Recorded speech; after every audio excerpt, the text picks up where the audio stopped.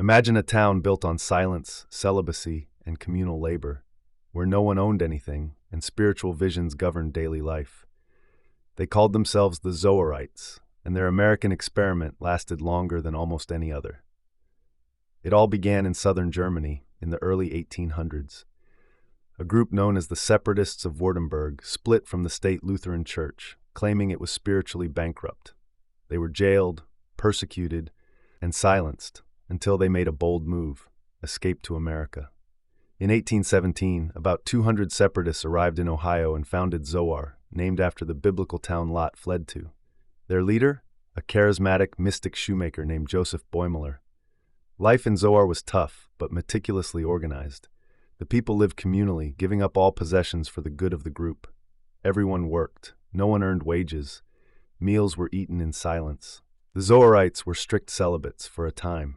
They believed spiritual purity meant renouncing pleasure, including sex. Couples were married, but lived separately.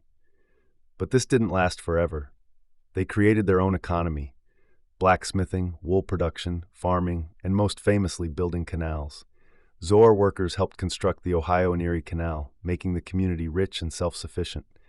At its peak, Zoar owned over 12,000 acres, had its own inn, bakery, school, dairy, and gardens.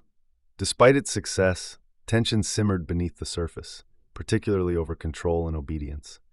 Joseph Boimler ruled with a theocratic grip, believing himself God's vessel.